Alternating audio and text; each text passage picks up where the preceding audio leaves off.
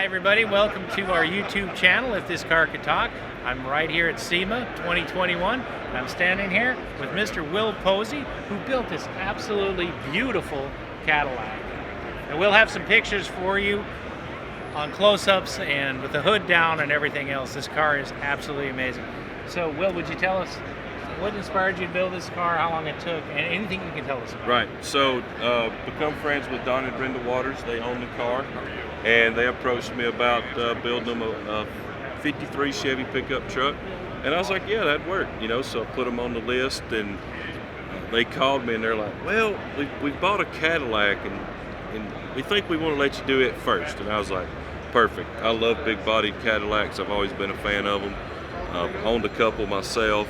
And so they brought it down, and at first it was supposed to be a paint job. That's all it was going to be. We're going to paint it, and it was going to stay stock engine, stock interior, you know, stock suspension, stuff like that. And it didn't get out of the trailer good, and we're talking custom interior, LS, air ride, wheels, the whole 9 yards. So I was like, well, hey, we just went from a paint job to a full build, guys. So, which, you know, at the end of the day, it made them happy, made me happy, so it was just kind of a win-win for both of us. And, you know, Brenda said she wanted to burn tires, so we come up with the LT4. I think Brenda can burn tires with the LT4, yes, absolutely. So start from the front to the back. One of the things these Cadillacs have, a lot of the bright work is brushed. Mm-hmm. So it's not real true chrome. Then of course the bumpers and the grill bar and stuff like that, it's all, you know, bright chrome, but like the grill had a bunch of brush work in it, interior, so we wanted all of the bright work to be bright. We didn't want anything to be brushed. So the grills, you know, we modified the grill a little bit, made our own our turn signal lenses, made the radiator cover, modified the inner fenders to get the front end down and so it could still turn when it was really low. LT4 that we cleaned up. And then moving to the interior is mostly original pieces that we've just really massaged.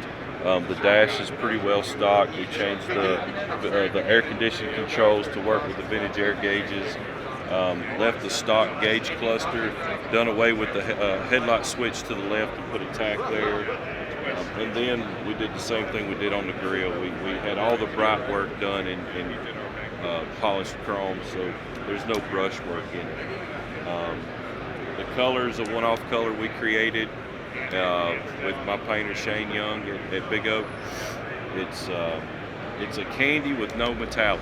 So as you walk around it, it kind of changes colors with the lights and with the shadows. You know, if you guys could see this in person here, it is amazing. Wow. Who did the interior?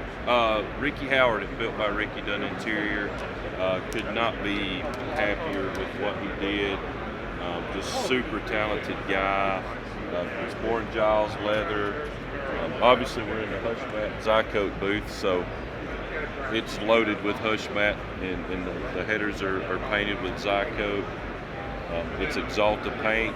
We use Exalta on every one of our builds. You know, Borla exhaust, Dakota Digital. I know I'm going to forget somebody, but we work with a lot of great vendors.